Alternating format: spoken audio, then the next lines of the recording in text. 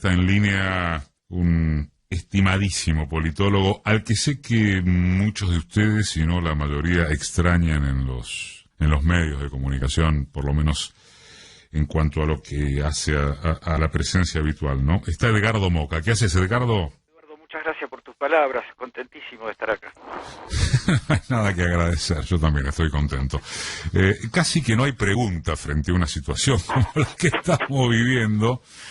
Es difícil acertarle quizás a la puntualidad o a la puntualización.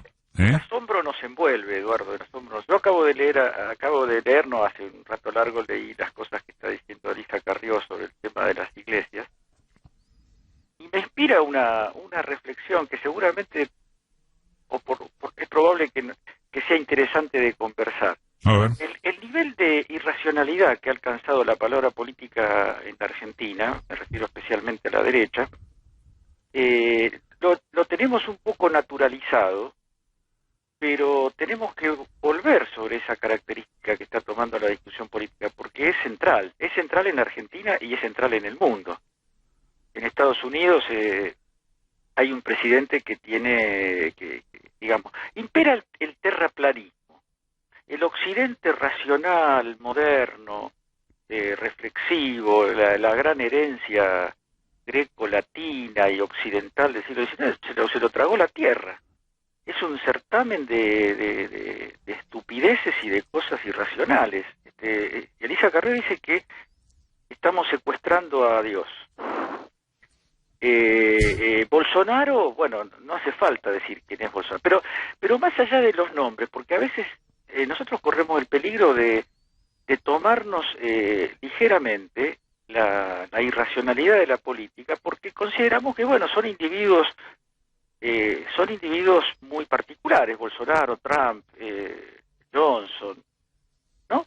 Pero no, el hecho de que sean elegidos al frente de países importantes, cada uno en su escala, no está hablando de una corrosión muy grave del sistema político, de una decadencia de la vida en común de las personas en todo el planeta. Yo lo veo con un poco de estremecimiento todo esto, ¿no? Yo no puedo entender, por ejemplo, no puedo entender la ira contra los científicos, este asunto de la infectadura, todo eso, y la recomendación de que el presidente se vea menos con los epidemiólogos y tenga más cerca a los economistas. Vos lo habrás escuchado eso. Sí, claro. ¿Qué es eso? ¿Por qué necesitamos economistas? ¿Para que nos aconsejen sobre el equilibrio fiscal en medio de esta ruina global? Hay algo que me tiene un poco, me tomaste en un momento de mucha efervescencia, porque nos estamos acostumbrando a algo que no nos tenemos que acostumbrar. No nos tenemos que acostumbrar. ¿Te parece que hay, bueno, por lo menos para el caso argentino, ¿te parece que hay fallas de comunicación que puedan estar incidiendo en esto como elemento central o no te parece central? Sí, a ver, la comunicación es siempre central. Estoy hablando con Eduardo Aliberti, así que no le voy a decir a Eduardo Aliberti que a mí la comunicación parece secundaria, ¿no? Porque hablando de eso, yo pienso que nos hemos acostumbrado a llamarle periodistas a gente que de periodistas no tiene nada, digamos, cuya principal virtud es saber acomodarse a los juegos políticos del establishment, vender el alma con total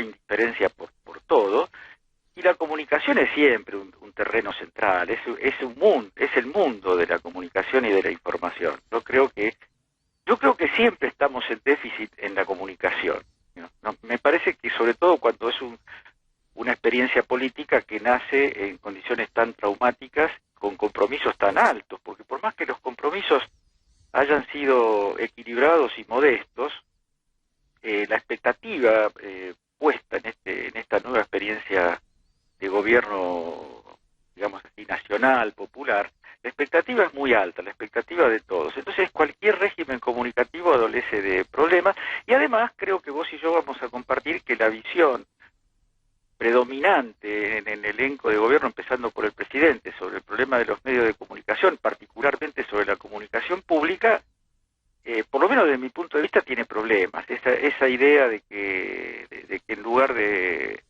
legislar sobre los medios de comunicación hay que legislar hay que utilizar la ley de defensa de la competencia, me parece insuficiente para un mundo donde la competencia no funciona en ningún rubro, y muchísimo menos en este que nos ocupa, digamos. Sí, ¿no? Igual esa es una decisión de Alberto. Uno ha hablado de esto con funcionarios, porque Alberto en ese sentido sigue funcionando, me parece que más con cabeza de jefe de gabinete de Néstor que como presidente, porque él absorbe esa centralidad. Sí. Y yo creo que es un riesgo muy grande de desgaste para su figura, que haga eso. Totalmente de acuerdo, Eduardo.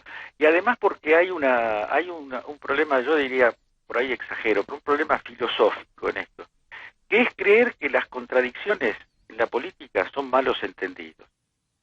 Que si hablamos tranquilo, nos hacemos escuchar, las contradicciones se van a ir evaporando. Yo no sé si eso es una creencia o es un recurso que como recurso es muy inteligente, porque vamos a reconocer que el antagonismo bajo la forma podrida de la grieta que le ha dado los grupos concentrados de la información, bajo esa forma carnavalesca, mentirosa, es extenuante. No hay ninguna población que resista una exposición a tanta mentira, a tanto golpe bajo, ¿no? Entonces, la idea me parece interesante. Yo no sé si está destinada al éxito, no lo dudo, pero digo, la idea de correr el lugar de enunciación a un lugar, digamos así, más amable y más neutral. Ahora, el problema de eso es que eso funciona bien siempre que vos tengas, que acumules en ese camino recursos de poder que puedas hacer valer el voto popular, hacer valer la institución presidencial como portadora central en términos individuales de una voluntad popular. Vos sabés, Eduardo, que apuesto a favor de esto, ¿no? Que creo que es la misma, y también sé que estamos en unos momentos muy particulares, donde hay muchas tensiones, muchas presiones cruzadas, muchas impaciencias, muchos conservadorismos también, de los dos puntos de vista que uno puede mirar esto. Está la impaciencia de los que dicen cuándo vamos a construir, a tomar decisiones rápidas, eficaces, y por qué no se sancionan las leyes que están en gatera, y por qué esto y por qué lo otro. Y yo estoy de acuerdo con eso. Y también estoy de acuerdo, curiosamente, con aquellos que dicen, guarda, porque acá hay que ir de tal manera, es como caminar en un terreno minado, y hay que evitar que la impaciencia frustre un proceso que tiene que tener sus tiempos, que tiene que tener sus modos. Bueno, en estos días se han pronunciado muchos de las figuras más expresivas del campo. Bueno, sobre eso, claro, sobre eso te iba a preguntar. Digo, me parece que fue un oyente acá en el Face de Marca que dijo, a ver, banco a Eve y banco a Cristina, ¿cuál es el problema? Claro. Bueno, eso es así, esa idea de que hay voces que no tienen que funcionar porque asustan, porque yo creo que es muy pobre esa visión. Uno puede disentir. Sí, puede obvio. decir, mira, hay cosas que no conviene abrirse algunos interrogantes, algunas discusiones. No todo el tiempo es el momento para todas las discusiones. Las discusiones en la vida política se administran bajo un criterio estratégico, no se puede salir a decir cualquier. Pero también me parece que el otro lado de esta cosa que está surgiendo, esta idea de que no critiquemos porque debilitamos y facilitamos el trabajo de la derecha, es una vieja historia esta, ¿no? Para los que venimos de ciertas experiencias políticas de izquierda, somos muy conscientes de que eso es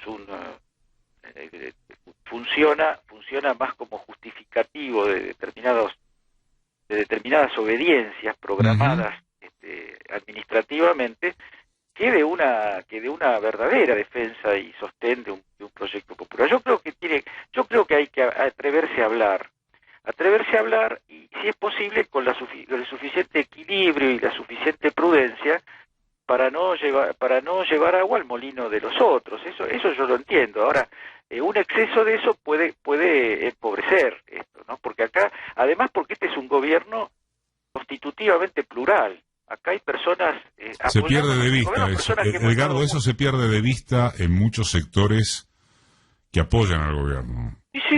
Se pierde de vista que finalmente es un gobierno de coalición, que el peronismo históricamente además ha sido esto, con sus aliados. Exactamente. Y está bien que los distintos sectores que componen el frente, y como dijo Cristina el 18 de mayo del año pasado, la coalición de gobierno, decía Cristina, tiene que ser más amplia todavía que la unidad electoral. Eso me parece una frase...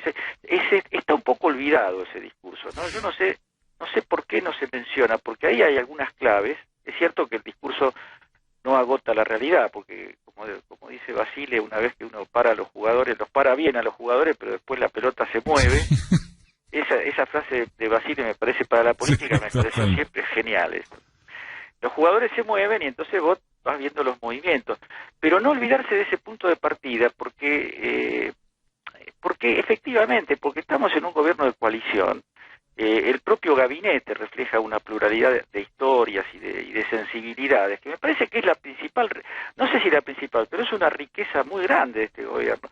Bien tramitada, bien administrada, puede ser una potencia muy grande, porque abarca sectores que vienen de otro lado y que necesitamos, nos necesitamos no solamente por número y por cálculos eventualmente electorales, sino por riqueza de pensamiento. ¿Por qué achicar el frente el frente ideológico, digamos así? Hay que darle entrada y hay que administrarlo, ¿no? Y para redondear, por lo menos en mi caso, me parece que, y esto lo comentamos hoy editorialmente, me parece, ya que hablaste de cosas que la ansiedad hace olvidar, en este marco pandémico, por ejemplo, una fortaleza descriptiva y convocante muy fuerte, ¿no?, de la cultura de izquierda, de tipo que podemos pensar como nosotros, es que la movilización popular está impedida. Claro. Eso, digo, es un desafío enorme. Es un problema muy grande. Es un problema muy grande. Ahora vos seguramente también formás parte de este nuevo fenómeno del Zoom también, ¿no? Hay unas formas de movilización. Yo te digo que yo estoy más ocupado en reuniones ahora que en los tiempos normales. Eso seguro. Quizás yo no fui preciso, Edgardo, y debí hablar de no poder recurrir a la movilización callejera. A la calle, claro, la calle es una ausencia que se nota, que se siente, porque además, fíjate, Eduardo, que la derecha, que la oposición cerril al gobierno de Alberto no respeta eso. Hay una asimetría porque hay una fuerza política que no va a salir a romper la cuarentena alegremente, y otra que sí, otra que lo hace, y que además está situada en un lugar inaccesible al diálogo político. ¿Cómo hacemos hoy, Eduardo? En otra época, aún con enconos muy... Claro, el peronismo siempre estuvo rodeado de esta historia. No el peronismo, más bien el antiperonismo, ¿no? El antiperonismo, cuando el peronismo gobierna, no quiere oír argumentos, se vuelve cerrado a cualquier conversación. Además, porque los términos en los que se plantea la cosa, luchemos contra el comunismo, ¿viste? O no vamos a la reunión si van los que tienen críticas, los que son críticos del sistema capitalista. Eso es de antes, es de Onganía eso, es de la ley anticomunista de Onganía. Digo, hay una regresión en términos de pensamiento en una parte del arco político que me parece además que no es casual, porque se está buscando la desestabilización de las conciencias, ya no de la política. Se desestabilizan. Si a vos te dicen, no tiene que haber tantos epidemiólogos en la cercanía de Alberto, tiene que haber más economistas. O te dicen, la pandemia es una excusa, es una mentira para justificar un régimen de coerción contra las libertades. Bueno, eso no tiene nada que... No hay una cabeza medianamente equilibrada que pueda sostener ese argumento, y tampoco tiene ningún sentido discutirlo. Yo cuando digo, hay que discutir con los que dicen, bueno, hay que discutir con muchas cosas acá, pero con una persona que dice que que la reglamentación sobre el uso de los locales religiosos significa un atentado, un secuestro de Dios. Claro, ¿qué puedes ¿Cómo decir? hago para entenderme con ese argumento? No, está claro.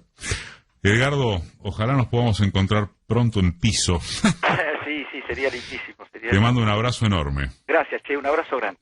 El gustazo de haber hablado con Edgardo Moca.